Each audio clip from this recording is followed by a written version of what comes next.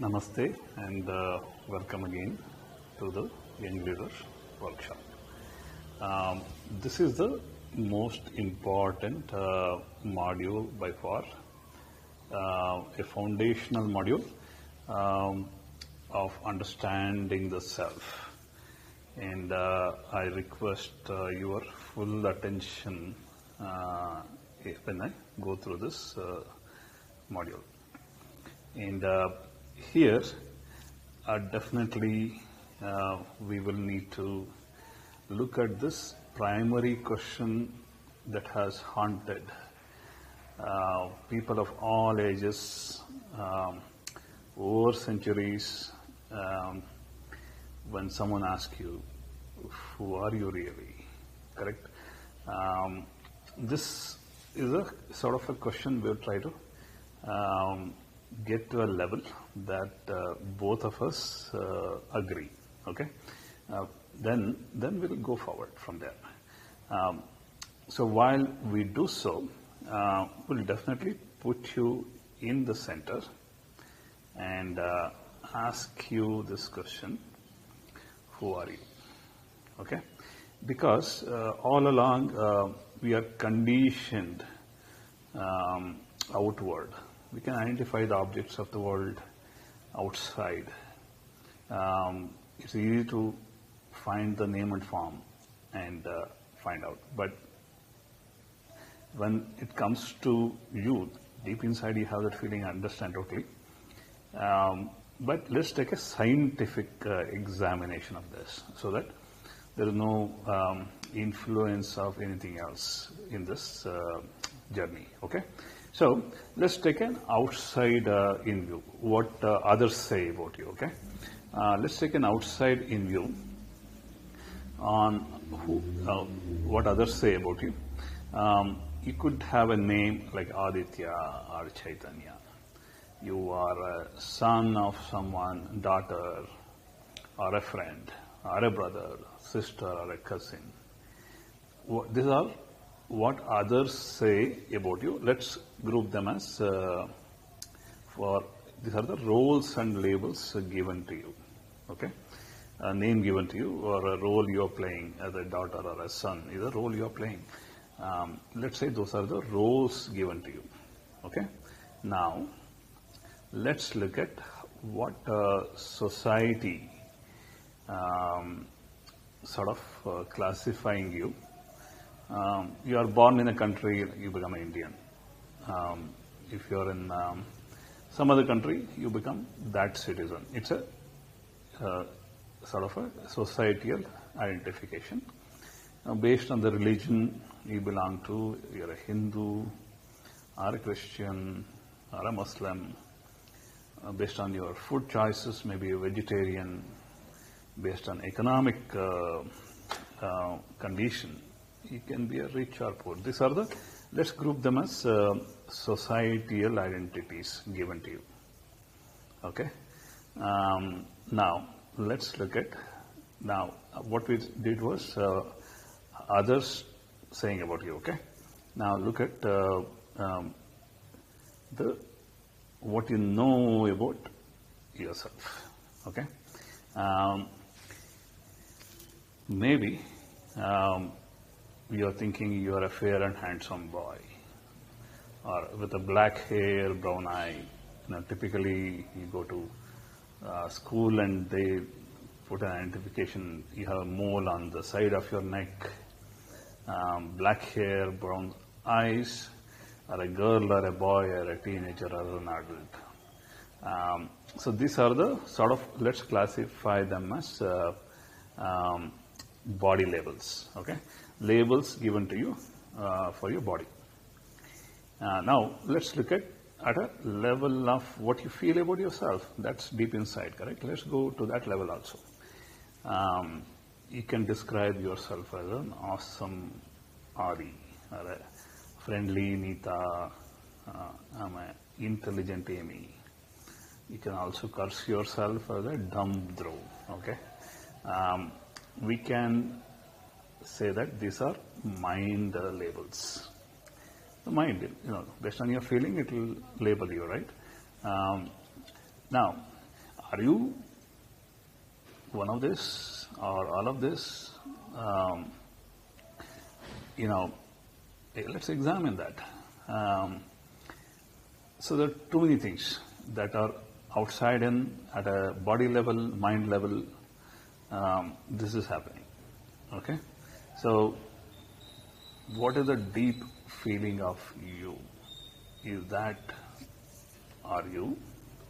Who are you really? Who am I really? So this is sort of, let's uncover it, a couple of experiments, so that this will become much more clear. Okay? Now let's go to a dark room experiment. Sounds scary. So let's assume you are sitting in the middle of a room, completely dark, no lights, no noise, none of your senses get input, such as, your eyes cannot see, ears cannot hear, no touch, okay, no taste. So let's put this question, in the center. So let's say, do you see a chair in the corner of the room? Let's ask the question. Can you see the chair? No. So let's say, because a chair is not sure, because I can't see that. But when I ask you a question, do you exist? Does it need a proof? You immediately say, I exist. This is happening, very important part, happening without sensory input. Okay? So you don't need anything to prove that you exist. Yes, I exist. Yeah, irrespective, you have this answer. This is called Sat. I exist is Sat in Sanskrit. Okay? Now let's ask another question. Okay? So imagine there is a cockroach moving towards you from the corner of the room.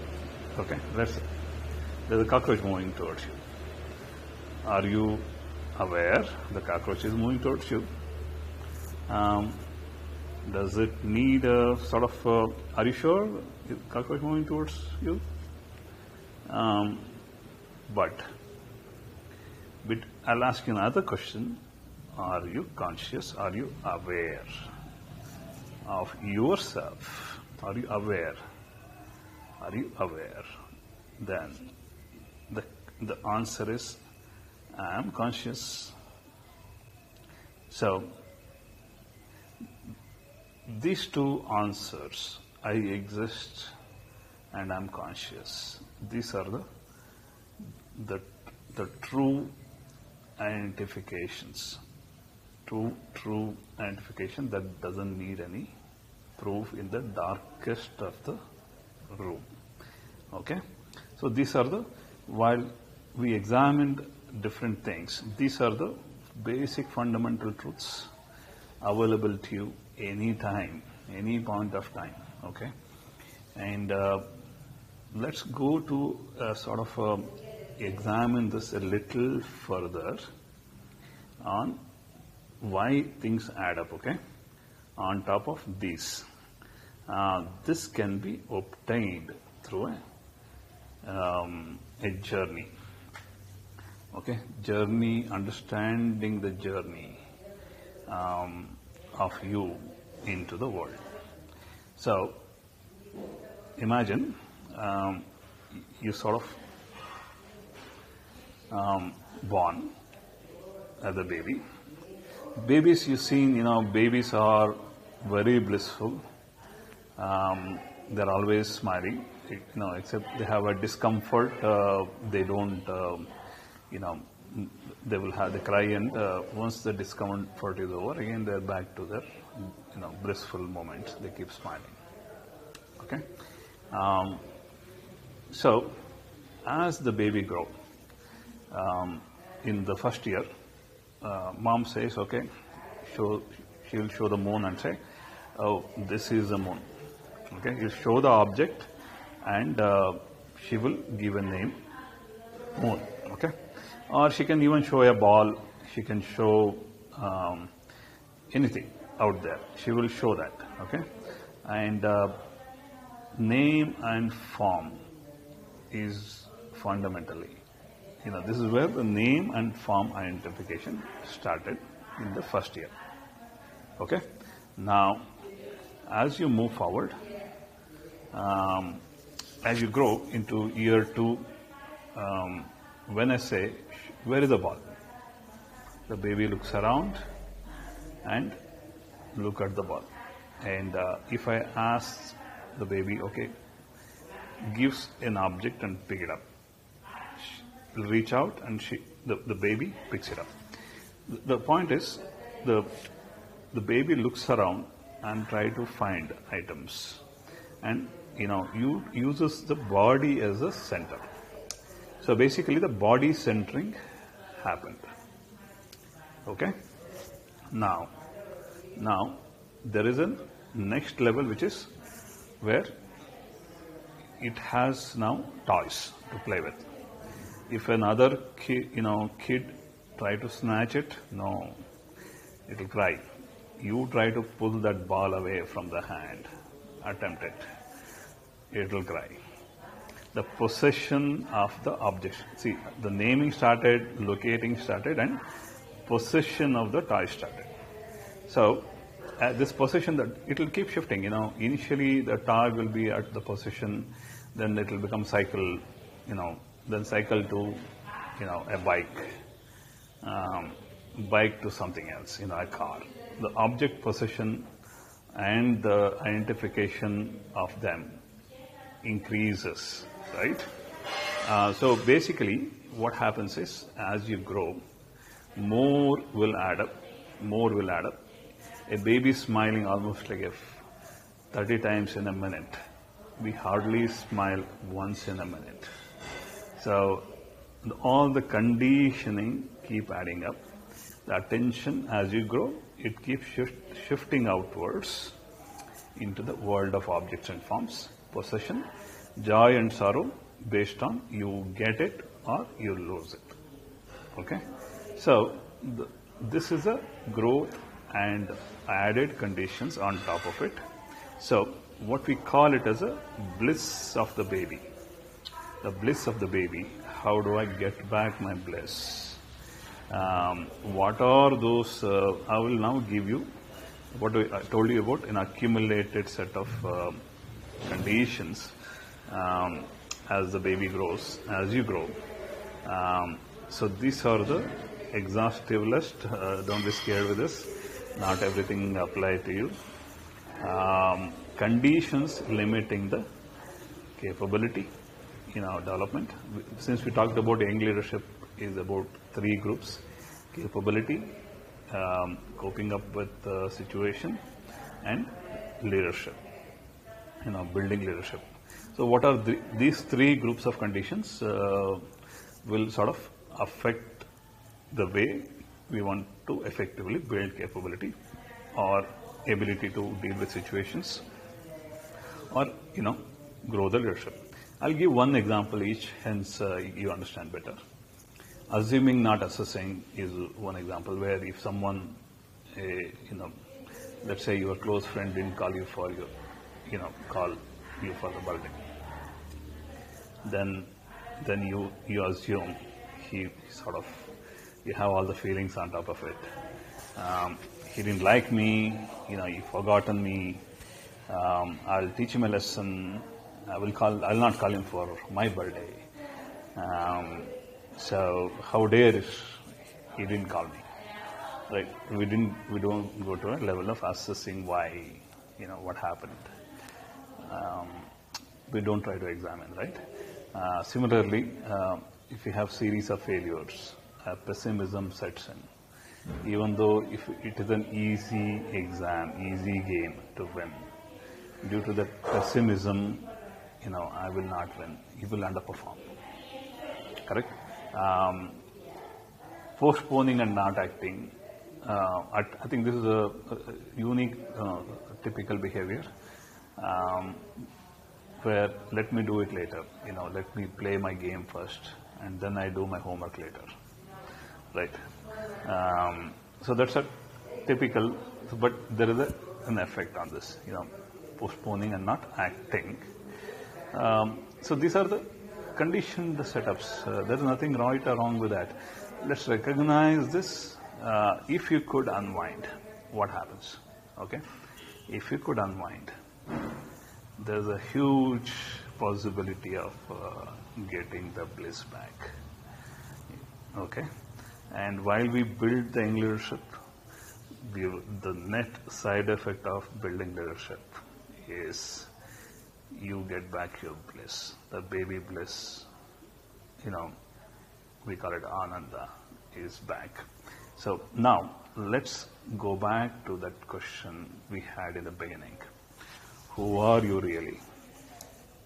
Fundamentally, underneath, who are you really? Is you exist, you are conscious, and you are of a nature bliss, Ananda. So this is your basic template.